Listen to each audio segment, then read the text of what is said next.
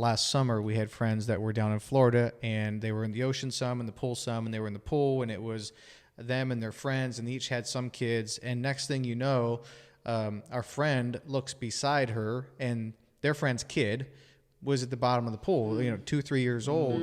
And I'm talking like right there. Yes. I'm talking there's 4 adults in this corner of the pool, and there's a kid right there that no one sees. Everyone loves.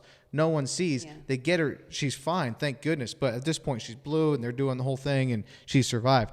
But to me, that's so scary, because we're not just talking about after hours at a hotel. The pool is shut. The gate's locked. Kid jumps over and jumps in. Like, we're talking like people lifeguards surrounded. on duty. Yeah. There's adults in the pool when this kid almost died. Yeah. And we hear that. We hear stories like that all the time. Yeah. It happens. And that's what makes it so much even more important and serious to us, because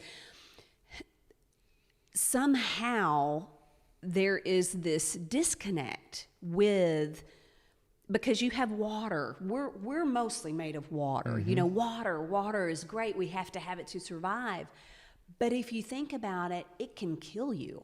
I mean, it's intense to think about it that way, but that's the way you have to think about it, especially in a recreational setting like that, because you don't think. You're having a good time, you're not thinking about it, and then all of a sudden there's a child on the bottom of the pool. Yes. And that child was surrounded by people. Yes. I mean, it happens all the time. I'm sure it does. And not everybody's as lucky as your friend's child. I'm sure. And the number one thing I would tell a parent, and what we tell parents, is don't be the fashionable parent that has a swimming pool, that feels like or feels pressured to have a swim party for your 3-year-old. Oh. Don't do it. It's not worth Makes it. us cringe. Oh, okay.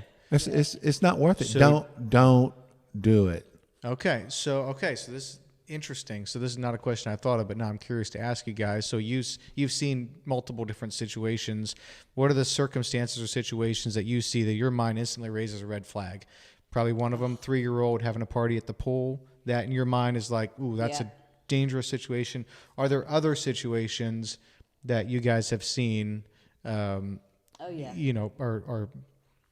raises a red flag in your mind. Parents sitting on the side of the pool, hanging out, looking at their phone, looking at a book, chatting with each other. Kids over in the pool with puddle jumpers or water wings on. Because they have this false sense of security. We didn't even talk about that, and I'll touch on it just briefly because I don't know how much time we have, but that's the thing about those water wings and puddle jumpers, those flotation devices that we think are keeping our children from drowning can actually really be their detriment, because they get a false sense of security, the parents do too. But the child especially, they think they have these superpowers.